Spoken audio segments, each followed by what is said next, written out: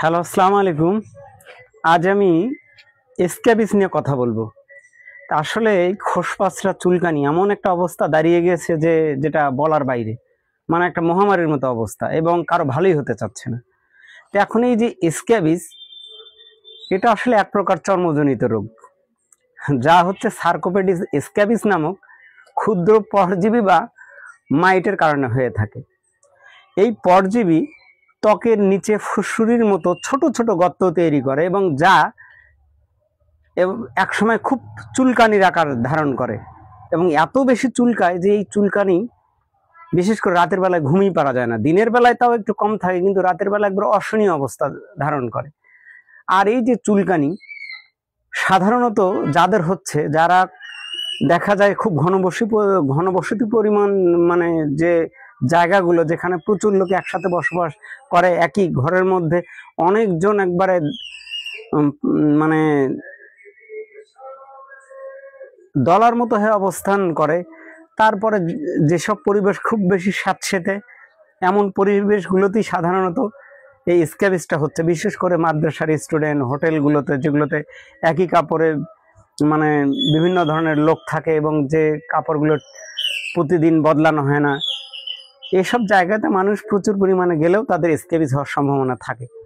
বিশেষ করে আমাদের পার্শ্ববর্তী দেশ ভারতে তো প্রতি বছরে বলা হয় যে প্রায় 1 মিলিয়নের মতো লোকেই স্ক্যাবিসে আক্রান্ত হচ্ছে। তারপরে বাংলাদেশের আক্রান্তের হার খুবই বেশি। এখন এই যে স্ক্যাবিস সাধারণত কোথায় হচ্ছে? স্ক্যাবিস সাধারণত আমাদের আঙ্গুলের ফাঁকে, বগলে, কোমরের চারপাশে, তার কবজির চারপাশে, তারপরে পায়ের তলায়, স্তনের চারপাশে, তার পুরুষ আঙ্গের চারপাশে, তার পাছায়, তারপরে হাঁটুতে, তারপর ছোট যারা বাচ্চা আছে তাদেরও বিশেষ করে এগুলো আঙ্গুল, পা, এই জায়গাগুলোতে মানে দেখলেই বোঝা যায় আসলে এটা স্ক্যাবিস। এখন এই যে যদি স্ক্যাবিস হয় আর স্ক্যাবিসের চিকিৎসা যদি না করা হয়, তাহলে কিন্তু এটার অবস্থা খুব বেশি খারাপ হয়, বিশেষ করে ইম্প্যাডিকের দিকে চলে যায়। এত বেশি ওখান থেকে বড় বড় মানে গর্ত এবং হোলের মতো তৈরি হয়ে যায় এবং এই ঘাগুলো একসময় যে কন্ট্রোল করাও খুব মুশকিল হয়ে যায়।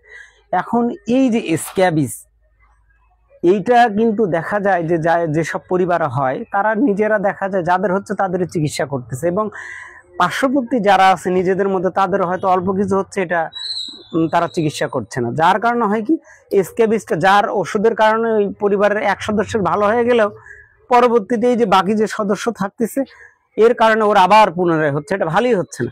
মাসের পর মাস সে সাফার করছে। এইটা পরিবারের একই সাথে সবার যদি চিকিৎসা না করা হয়, তাদের জামা কাপড় যেগুলো আছে এগুলো যদি একই সাথে না ধৌত করা হয়, তাহলে কিন্তু এটা ভালো হতে চাবে না। এইটা একের মানে মাসের পর মাস তাদের পরিবারে চলতেই থাকবে। এখন এই যে এইটাতে প্রতিরোধে কি করা যায়? প্রতিরোধে যেটা করতে হবে, স্ক্যাবিস আক্রান্ত যে ব্যক্তি তার জামা কাপড় যে ভালো আছেন তার সে ব্যবহার করতে পারবে না, তার বিছানায় সে থাকতে পারবে না। তারপরে পোশাক, যে যে আক্রান্ত হয়েছে সে তার পোশাক একদিন পর পর ধুয়ে ফেলবে, তার যে বিছানা সেটা সে ধুয়ে ফেলবে, ভালোভাবে সে গোসল করবে। তারপরে বিশেষ করে গরম পানিতে স্যাভলন বা নিম পাতা থেতো করে সেগুলো দিয়ে সে করবে, মানে গোসল করবে। তা আসলে যদি নিয়ম না মানেন তাহলে কিন্তু এইটা ভালোই হতে চাবে না। একজন ভালো হলে আবার আরেকজন আক্রান্ত হবে, অর্থাৎ পরিবারের সবাই মিলে এটা মানে এই বিষয়গুলো ম্যানেজ করে চলতে হবে। এখন চিকিৎসাটা তো ওই যে বললাম, শুধু একজন চিকিৎসা নিলে হবে না, একই পরিবারের যে আক্রান্ত হয়েছে সে ছাড়াও অন্যরাও চিকিৎসা গ্রহণ করতে হবে। এবং খুব যদি দেখতেছেন এটা বেশির দিকে যাচ্ছে, অবশ্যই একজন চর্ম বিশেষজ্ঞ দেখাতে হবে এবং যারা ডিপ্লোমা ধারী হোক, স্যাকমো হোক, এই ধরনের ভাইদের কাছে অন্তত প্রাথমিক চিকিৎসা নিতে পারে। এখন চিকিৎসা কি, যেটা মানে উইদাউট প্রেসক্রিপশন ছাড়া, যেমন পারমেথিন, তারপরে ক্রোটামিটন, এগুলোতে চিকিৎসা করা হয়। তবে যখন দেখা যাচ্ছে এগুলোতে ভালো হতে চাচ্ছে না, তখন কিছু ক্ষেত্রে আইভারমেকটিন ট্যাবলেটও ব্যবহার করা হয়। তবে অবশ্যই একজন বিশেষজ্ঞ ডাক্তারের মানে পরামর্শে এগুলো ব্যবহার করতে হবে। তারপরে এখন বিশেষ একটা খুব বেশি পপুলার যে জিনিসটা, সেটা হচ্ছে মনোসালফিরাম, যেটা সলিউশন আকারে পাওয়া যায়। এটা খুবই ভালো। তো যাই হোক, অবশ্যই আপনারা যদি এই ধরনের সমস্যা হয়, অবশ্যই মানে নিয়ম যেগুলো আমি বললাম নিয়ম মেনে চলতে হবে এবং অবশ্যই একজন ভালো ডক্টরের শরণাপন্ন হয়ে চিকিৎসা নিতে হবে। সবাই ভালো থাকবেন।